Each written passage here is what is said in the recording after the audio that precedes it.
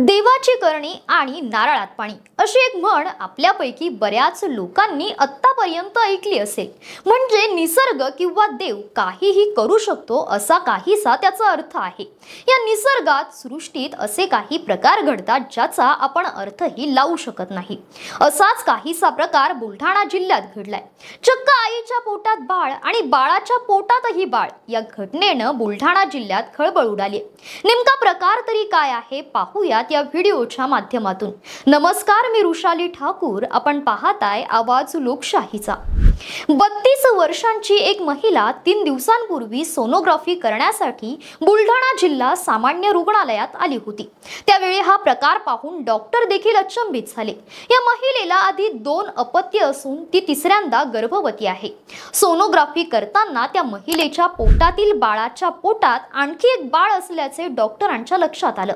निसर्गाने मानवाची अशा प्रकारे रचना केली आहे की विशिष्ट वयानंतर आणि शरीर रचनेत बदल झाल्यानंतर महिला प्रजनन करण्यास सक्षम होतात। मात्र महिलेच्या पोटात बाळ आणि त्याच बाळाच्या पोटात आणखी एक बाळ पाहून डॉक्टर देखील अचंबित झालेत। 9 महिन्यांच्या बाळाच्या पोटात आणखी एक बाळ वाढत आहे।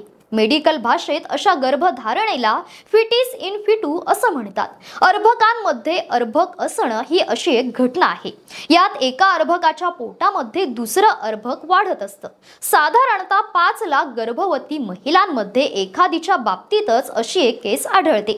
सध्या त्या बाळाच्या जीवाला काही धोका नाही, मात्र त्या बाळाचा जन्म झाल्यानंतर अडचणी निर्माण होऊ शकतात, अशी प्रतिक्रिया जिल्हा शल्य चिकित्सक डॉक्टर भागवत भुसारी यांनी दिली आहे। त्या बाळाचा जन्म झाल्यानंतर परिस्थिती काय असेल त्यानुसार निर्णय घेऊ, त्यासाठी सर्व यंत्रणा सुसज्ज ठेवू असंही डॉक्टरांनी नमूद केलंय। या घटनेबाबत तुम्हाला काय वाटतं? तुमची मतं आम्हाला कमेंट करून नक्की कळवा आणि आपल्या आवाज लोकशाहीचा या YouTube चॅनलला सबस्क्राइब करा। धन्यवाद।